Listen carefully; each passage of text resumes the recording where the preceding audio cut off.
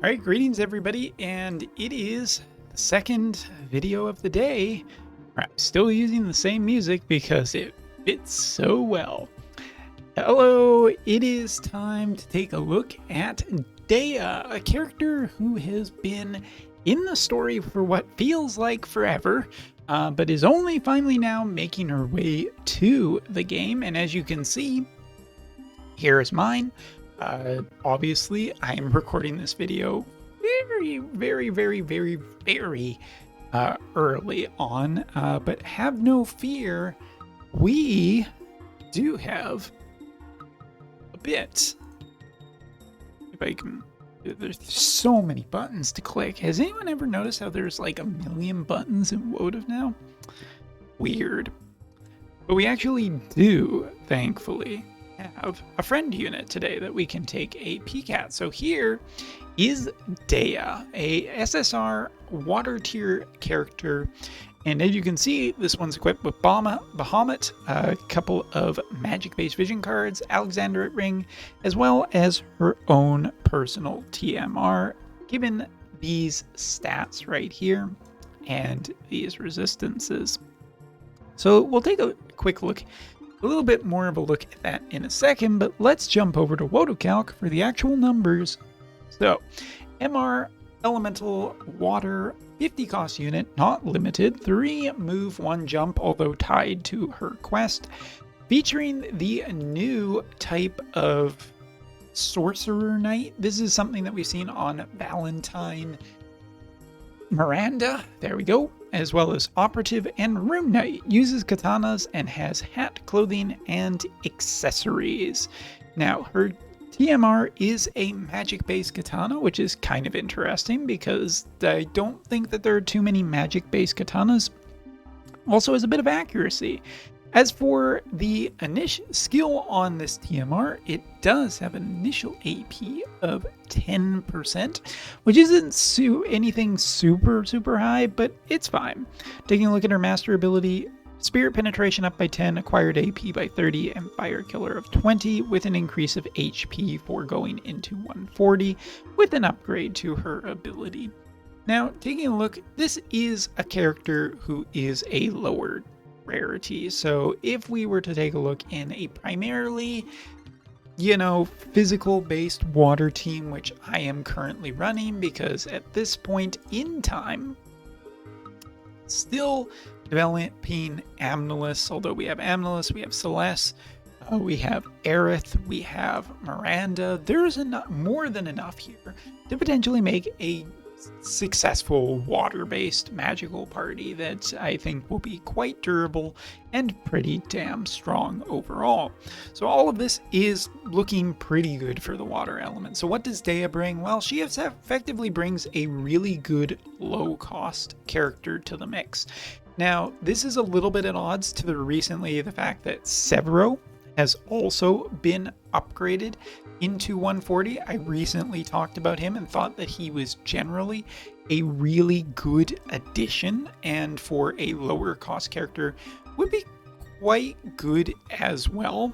So Severo versus Deah, I mean, you might have to choose which one you like better. Severo has some really good support and magic attack and basically instant attack now. Using him and finding him to be quite accelerating, and he is very low cost to build. But Deah does have a brand new class that I think will bring some advantageous elements to the group. All right, support and counters. So starting off with counters because they're the easiest to get out of the way. Counter missile damage by reducing the damage taken. This I'm less excited about because it's only good in a very small percentage of the types of damage out there, and not something that's far more common, such as slasher magic. She also has chance to counter all damage with dealing some damage, and honestly, okay, it's a preemptive counter. Preemptive counters aren't bad. And looking, we also have a chance to counter magic damage with increasing AP. Honestly, I probably like the AP the most, but it's not a certain thing. I do think that I mean, this is good in very specific matchups, but I think that this is probably your overall better one, but it doesn't feel like anything is a clear standout winner for me in this unit quite yet. Taking a look at what she gets, well, her one support does get 24% magic, AP consumption down by 25%, and an accuracy increased by 25, which is all pretty nice and pretty good.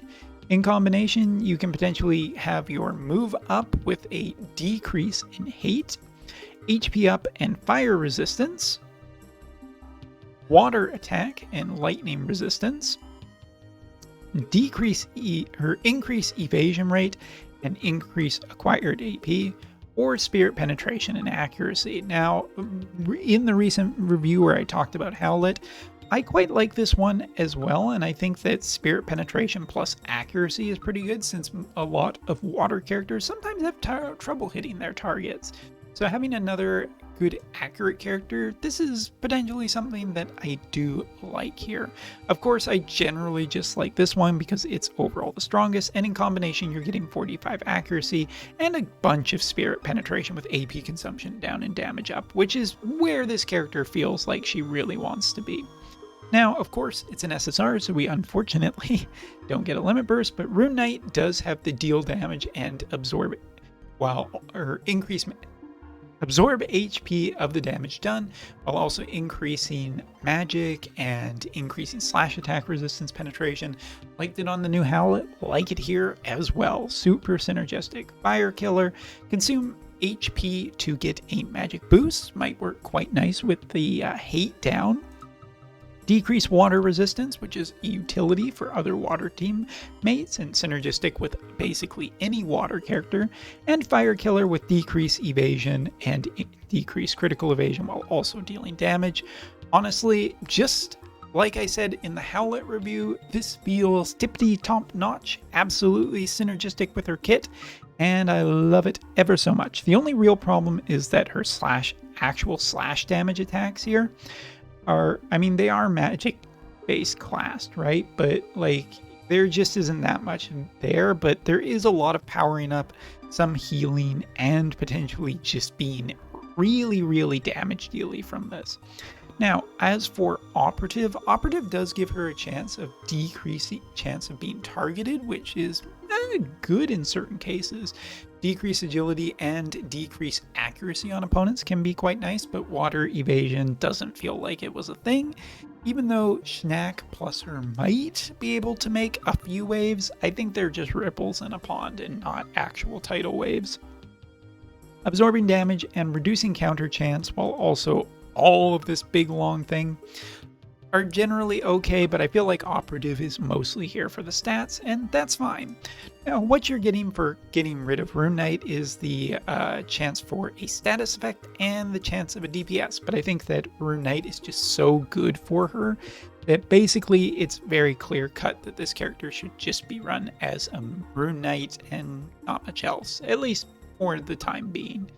Now, taking a look at her actual main job, we have a damage dealer in a straight line in front of her that is a 200% chance to increase magic damage for 15% for 3 turns. Sure, why not? Don't see why not. Also gets an upgrade to just be way more flexible in its range. And its modifier goes up, so this is really, really nice, as she'll be able to deal damage from far away and pretty accurately. She can also grant Shell for 3 turns for herself and increase magic resistance, so good against other mages. She can reduce physical damage taken by 35% while also increasing agility and magic for allies, which is a pretty big boost in a magical based team. 200% chance for auto revive that gives her also AoE resistance, which is pretty nice. Increase slash attack resistance by 40 for 3 turns, while also having a high damage on an AoE. And her job level 25, dispel all buffs, haste for target, physical damage increase, and magical damage increase. 200% mod on this thing, while also decreasing healing power for 3 turns, and its AoE no less. Honestly, I think that Deah is just an absolutely solid unit. Do I think that she is a clear-cut better case than Severo? No. But the thing is that Severo is a 40 cost unit, if I am correctly remembering. Now I'm going to check just to make sure. Yeah, he's a 40 cost and she's a 50 cost. And if we were theoretically building this limited team, where a lot of the time 240 is the cap on it, although not necessarily always, but if it's 240, I feel like you can effectively more fill out the stats with her. I think that she's quite a nice little spy unit that could potentially get in some DPS by going through some hate decrease that is permanently active kind of thing. I think that she fits very well with Celeste on a team, but just in general, she can do quite well with a bunch of different mages. Honestly, I actually really like Deah, but again, with a free unit like this that is just a unit that you effectively can get just by playing the game, these things are always very recommended. And I just realized something I have to do with Preen. There we go. Now she's gonna have a better DPS, although it's gonna hurt her for a while. Anyway, I'm not going to do any specific testing in this video because it is a lower rarity unit, but let's actually jump over to a more difficult mission, and that might give her a little bit higher percentage of a chance to shine. And I do believe this is the one I want. Yes, this one I haven't actually run once, so if we fail, I'll just blame it on a viewer, that one, who was watching at the time we did this recording. So yeah, Deah I think is just really solid. I liked her kit. I like this kind of job on Valentine Miranda, and I've been using it to a pretty good degree of success. I think that it does have capability. Her weakest part for me is counters. She doesn't really have anything as a DPS to deal too terribly much with barriers on the opponent, and she doesn't have a way of dealing with other opponents' auto revive or immortal spirit / guts status effects. So those are two things that I think are generally, but she does have an overall pretty well dispel a lot of buffs off of an opponent on her job level 25 if you're willing to make it, and she does have auto re-raise. Problem being that auto re-raise essentially only has one cast, which feels a little soft. Like, I feel like they could have given her 2 casts and it wouldn't have been that bad. But in terms of me personally, I could see me building this character to a serious extent, along with Severo, and using both of them in different kind of limited style matchups. Oh, there's Aerith. Where's our new girl? I think she's there. Again, Rune Knight just feels really strong here, as it usually does, because it's a lot of DPS. And wind or water still continues to impress me on how flexible it can be. It can be very defensive, it can be very offensive, it can have a lot of long-lasting capabilities to it. So all of that is quite good. I think we'll get hopefully an attack in here. Yeah, and pretty good DPS on that character, as a matter of fact, in combination with the other characters that we're attacking there. So quite nice. I think that water is just a great element, and getting this kind of a really cost-effective character will be a net positive for a lot of people who are running the water element. Like, if you look at water more recently, it doesn't feel like there's been that many limited characters, he said, as he had Preen outside. But yeah, I think Deah is a great addition to the water element. And as soon as we just wrap up this video, or this fight here, we're gonna be done. Oh, nope, she's still alive. She's still kicking. Going for an interesting play there. But yeah, nothing too amazingly spectacular, but at the same time, a fairly updated DPS kit for a lower rarity character. So huzzah to that, and I look forward to raising her and testing her out a little bit more when I can do a lot of the customization. We also have this as farmable this time. Yeah, interesting. So anyway, thank you so much for watching. Take care and see you in the next video.